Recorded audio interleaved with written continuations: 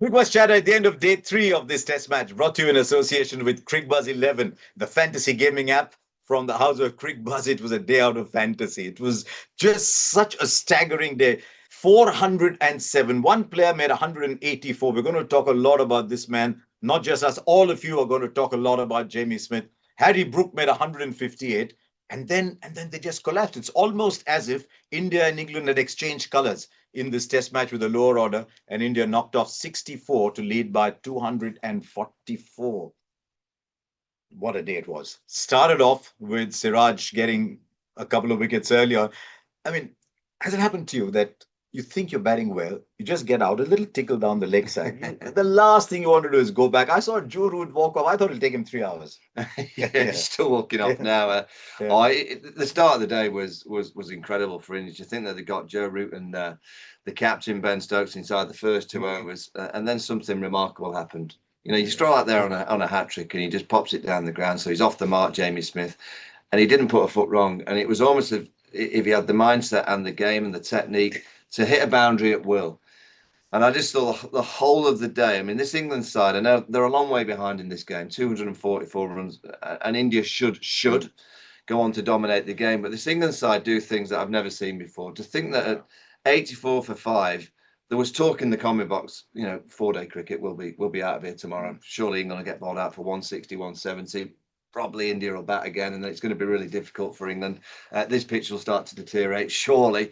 Well, then something remarkable happened, and it was around 30 minutes into the partnership that you could just tell that flow of batting and that ability to hit boundaries. Then they went to the short ball theory, and Jamie Smith went, "Thank you very much. I'll have a piece of that." There were 5 fielders outside. He was still playing the pull shot. They put on 172 in 27 overs from 84 for 5. And it was just an incredible session. 6.37 runs an over from 84 for 5 with 2 young men. Look, we knew that these 2 young men were extremely talented players. I've seen enough of Harry Brook, seen a little bit of Jamie Smith. And I thought, yes, they're serious players. In fact, when Jamie Smith was walking out, I was telling somebody 2 very good players in there. If you told me they'd score at 6.5 and over from there, I said, "Go, John, tell me another story." Yeah, It was just and something else. they didn't give a chance. Now you were a fairly aggressive captain yourself. Yeah. You were sitting in that change room as captain of England at 84 for 5. Could you, in your wildest dreams, have imagined what you saw? No, but with this England side, yes. Yeah. You know, they do kind of shock me week in, week out with what they do and the mindset that they bring out.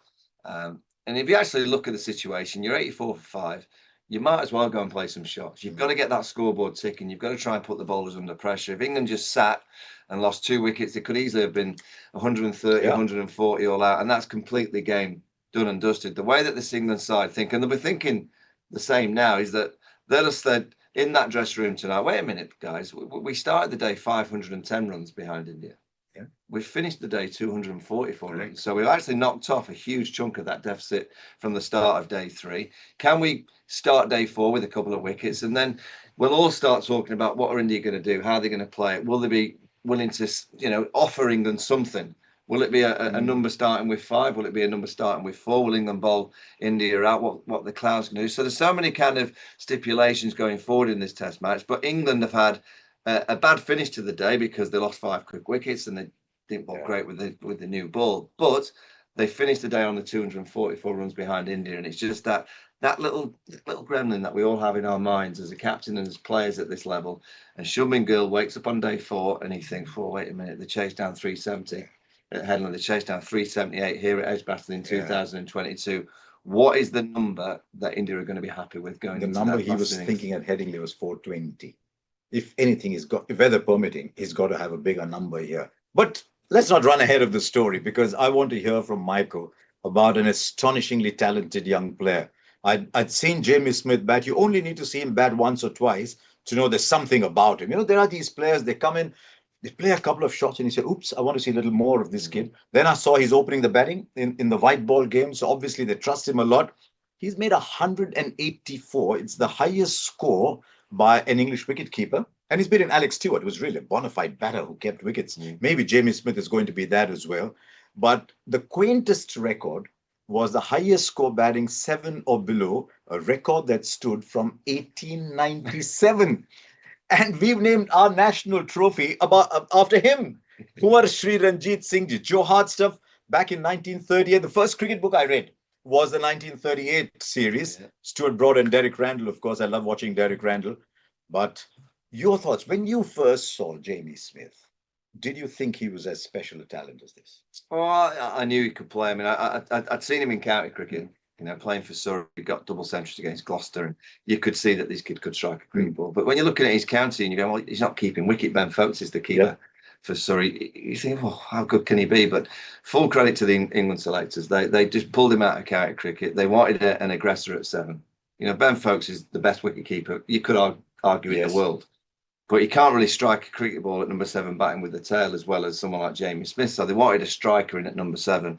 And he's just played so well for England. He's done it on a number of occasions where he just goes out there. I don't think he's ever been in a situation where he's walked out on a hat-trick when his team are 84 for 5 and he's seen, his captain walking the other way with a first ball duck, his first ball duck in Test match cricket. But it's his calmness, it's his balance, it's his awareness, and it's his natural instinct of attacking. And we always mention Adam Gilchrist when you see someone bat like Jamie Smith has batted today. And I don't think there's any better praise. No. If you're getting mentioned like an Adam Gilchrist style innings, I don't think you can give a young cricketer who takes the gloves and bats at 7 any more praise than that. It was a remarkable innings. The chanceless knock, much like the 100% secure transactions that you can carry out when you're playing the Cricbuzz 11 app. Only costs ₹1, remember? So if you haven't downloaded it, do it now. Absolutely safe, absolute fun to play, much like it was with Jamie Smith. That if you haven't watched much of Jamie Smith, I suggest stop what you're doing and watch him now. And what he achieved in that was, at the other end, was a player who almost forces you to watch him. There's something about Harry Brook. I might have used the word arrogant at times, and I didn't use it in a demeaning sense, but in a very positive sense. There's that he struts out and he says, "Come look at me." And you were watching Jamie Smith all the time. But at the other end, he's made 158 and was happy to take singles. Yeah, I mean, I thought today Harry Brook matured as a player because he is that aggressor. He does like to dominate. We saw him last night come out and he hit one over extra cover off Siraj and he was trying to get at the bowlers. But today, I felt he used a huge amount of maturity. And again, it's a little bit of me looking at this side and going, they are learning. They played a different brand of cricket at Headley in that first game in the chase. They saw off Bumrah. We've not seen that too often in the past with the Baz bowlers. Whereas today I saw Harry Brook realising that Jamie Smith was the real momentum changer. So he was going, okay, Jamie, you can have one. And he just played a wonderfully mature in amongst some wonderful shots himself. But, when you're saying that Harry Brook's playing second fiddle and he's got something, isn't it? And he's got 150. There you go. You know that you've seen a special innings at the other end. He had the best seat and a half. We've not got a bad seat watching Jamie Smith. But true. I really thought Harry Brook played a really mature innings and played sensibly just to allow Jamie Smith that platform to go and be the aggressor today. Well, another day it might be Harry. But today it was Jamie Smith's turn to be really aggressive, and Harry just went, there you go, Jamie, you can have the strike. How do you explain this? 342 runs out of 407 came from 2 batters. They put on 303. And, when they started to bat, suddenly, if you looked out onto the ground, and we've mentioned it before on this program as well, there's 2 ways of following the game. Either you look at the scoreboard or you look beyond and see what you're seeing up there. The scoreboard was saying England are 350 behind, 370 behind. Michael, we were watching out there. It was a completely different game that we were watching. It looked like India were behind when they were in that phase. Yeah, and England do that to teams because of the way that they play. But that scorecard, when you think 6 noughts and two big hundreds, it just tells you that India have utilised the new ball better than England this week so far. I mean, Chris Woakes bowled quite nicely on that first hour of play when he got the ball wobbling around. He could have easily had 2 or 3 more wickets, but he didn't. The new ball for India, whether it's the first 10 overs of that first new ball and the second 10 overs that second new ball, they've knocked 8 for 66. It's incredible. I've got some numbers here. Yeah. The first 10 overs with either ball, 66 for 8. Yeah. The next 10, 340 for 2. The next 10, sorry, the after 10, not the next 10 after. Make sure that you're batting after 10 overs. That's the key to this week. But you've also got to give the particular 2 bowlers, Akashdeep and Mohammed Siraj. Akashdeep's got the ball moving away from the right-hander. Yes. Siraj has got the ball nipping back into the right-handers. And I looked at England's 3 dismissals last night, and they'll be open and honest with themselves. There was 3 mistakes last night. Yes. I don't think they made many mistakes today. A tickle down the leg side, a beauty to Ben Stokes, a beauty to get rid of Harry Brook. And that was the real. Why should that ball come back in? That nipped back a long, long way. All right, Chris Woakes plays an iffy shot, but then you go Cast, Tong, and Bashir. That ball is nipping back onto the stumps of a right-hander. Very, very difficult to play. You know, there was so much talk about Jasprit Bumrah not there in this attack. It was almost as if you didn't even worry about who was playing. You only focused on who wasn't. And we talked about Bumrah, and we talked about Kuldeep, and we needed to talk about that. There's something that happens, and you picked that up too. Something that happens to Siraj when Bumrah is not playing, and his numbers are astonishing. Yeah, well, you picked up some numbers. Yeah, with Bumrah in the side, he's averaging over 30, around 33. Without Bumrah in the side, he's averaging around 23, 24 with the ball. So it might be as simple as he knows he has to lead. When Jasprit's not in the side, he knows he's the senior bowler. He probably gets the choice of end as well. So he kind of leads with the kind of his action. I think he's a wonderful character. I think he's a fantastic competitor out in the middle. And I look at this game now. India should win this game. Unless the rains come, India should win this game. It should be 1-1 going to Lords. Bumrah, I'm sure, will come back into the side, probably at the expense of Pratik Krishna. And all of a sudden, if India play the same intense cricket that they have done for 3 days, they've been magnificent. Apart from a 3-hour window in the middle of the day, 3.5 hour, it just went a little bit, not too sure about it. But for the majority of this game, India have played such a strong game. If they can carry on with that mindset, that mentality, they should ask enough questions of England this week to level the series. I know you're very fond of Harry Brook, but there was one record that you had. I mean, it's just, well, it's not even a record. It's just a curiosity. You were the only living person on a particular list, and now he's gone past you. I know. I mean, we measure everything these days, don't we? Fastest to 9 Test hundreds. Dennis Compton. We read so much about Dennis Compton and Herbert Sutcliffe and Wally Hammond, and there was Michael Vaughan, the only living man, fastest to 9 Test tons. And Harry Brook goes past that. But he's going to be a special player. The day he starts to play spin well, he's going to be a really and I think there'll be a list next week potentially the fastest to 10 hundreds as well. He's playing that well. That he got 99 at Headingley. How long did it take you between your 9th and your 10th? No idea. Honestly, don't know. But I do know that we're watching a really special player. The only thing he has to get a little bit better at, and we saw it with the second new ball, he gets a Jaffa. Nip back. So the ball moves around a bit with the way that he plays. He's vulnerable, and obviously you've just mentioned when the ball's really spinning, I think teams feel that they can get to Harry. But when the ball's not spinning a great deal, and not seeming or swinging a great deal, he's a pure player. Yeah, I mean, Siraj bowled well, Akashdeep bowled well, but India might just be a little concerned with the backup. Yeah, they will, but there was 1 or 2 balls from Jadeja that spun. So I just think India have got to be really, really positive. You're looking at the Indian attack, and you look at those figures. The 2 at the top just stand out a mile. They've got all 10 wickets. But you personally, you look at Pratik Krishna, he got asked to do the bouncer, the kind of the enforcer role. Are you concerned at all with Pratik Krishna? I know why you're doing this. I know why you're doing this. I know why the producers asked you to do this, because I've gone out on a limb and said Pratik Krishna is going to be the big red ball bowler for India coming up next. I said, you watch him in white ball cricket. Look, he's had a fabulous IPL, coming and taking wickets in the middle overs. But I said, I look at him, he's tall, reminded me a bit in stature of Javagal Srinath early on when he came, hits the deck hard, he's got the pace. I said, I think he's going to be the next big red ball bowler. But I'll be honest, I am a little concerned, because I get the feeling when he's bowling fuller, he's just releasing the ball. You probably know that far better than I do. But he hasn't become the bowler. I know he's still only, 6-7 Test matches old. But when he runs into bowl behind the new ball, you don't sit on the edge of your seat saying what's going to happen. So I think he's got some distance to go. He's not the youngest, but I've been a touch. But you must have been impressed by Akashdeep. I mean, you think he didn't play last week. You were there in Australia, weren't you? Yeah, and he bowls that good length. He bowls that inviting length that as a batter you feel that you can get him, you can drive him down the ground. But as we saw last night, in particular with the balls that he got to Ben Duckett, to Ollie Pope, and the ball that he's bowled to Harry, but that really cracked it open. To get rid of Harry Brook was the key. Yes. Harry Brook bats for 4 or 5 more overs of that second new ball.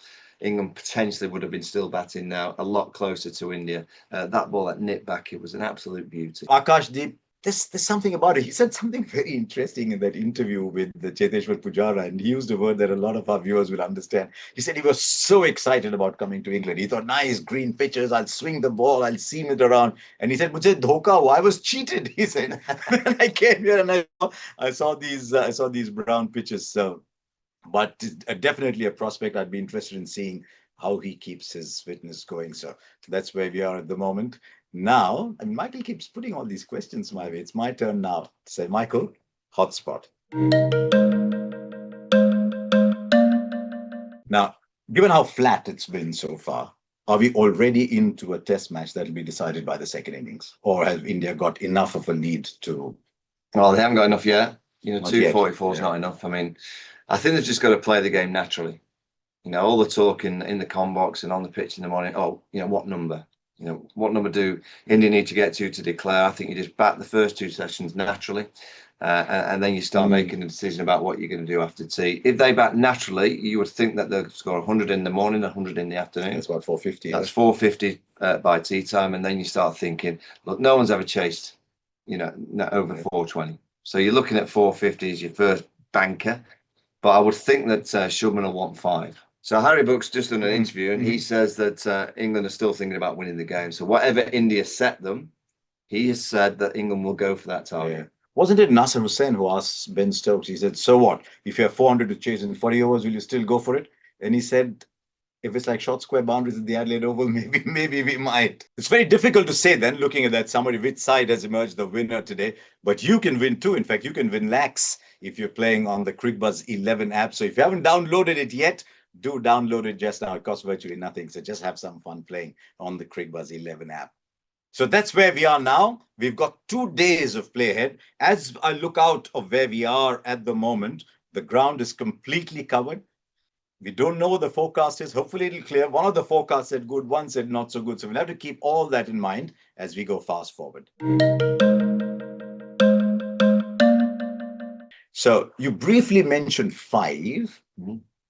If it's raining, if that does come in, how do you see India playing this from here? Just bat normally till tea, as you said?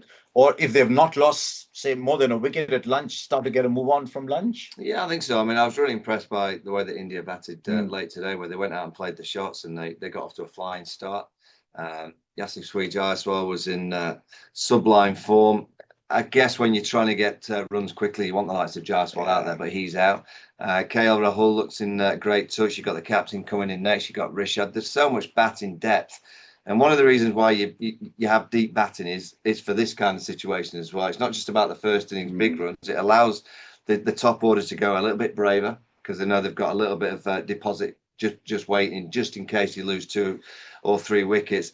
I just think India have just got to bat the day and just see where it takes them. But I would, in my mind as a captain, I wouldn't want to be going into day 5 with no wickets down for England. I'd want to give myself enough time tomorrow night to get England 2 or 3 wickets down. And then you go into day 5 knowing there's 90 overs and you want to have a real good crack at it. And when you've played so well as a team, and India have played fantastic this week, I think you've got to really capitalise on that. They've got to win this week with the way that they've played. And if they can do that, well, anything's possible with Jasprit Bumrah coming back into the side. There's one little thing that intrigued me right at the end of the day's play. Vokes has taken the new ball with Cars. Then he's got Josh Tongue replacing Cars. There's 1 over left to go. And I'm thinking, gee, Ben Stokes bowling that last over is going to be a handful. But he doesn't. Well, we'll wait to see with Ben Stokes tomorrow because he only bowled 4 overs on day 2. He's not bowled tonight.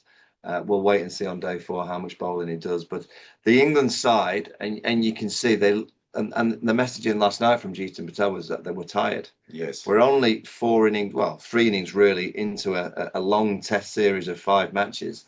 If they're tired now, we have an issue because they're going to have to rotate so much over the course of the next few weeks. And that's why I think India should capitalise tomorrow, tired England bowling attack. I'm not saying they go out and slog, but they've got to be really on the front foot with intent. And if they can go out there with that kind of intent, they should score at 4.5 and over. They surely will attack the spinner more in the second innings than they did in the first innings.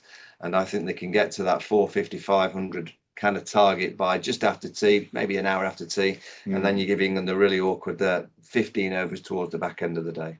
We'll wait and see. My view on that is if it's your profession, you do what it takes to be right for your profession. If your profession requires you to play 5 days of cricket at peak fitness, then you get your body ready to play 5 days of cricket at peak fitness. You ask a medical rep, are you tired after a week going in trains, meeting doctors? He can't say I'm tired. So I've got a slightly different view than what the England team has. But as I said, it's always an easier game here from there. So Thank you very much for watching Cricbuzz Chatter. Came to you today, as usual, in association with Cricbuzz 11, the fantasy gaming app from the house of Cricbuzz. And we will come back to you with all our banter, all our chatter, and all our serious views at the end of day 4.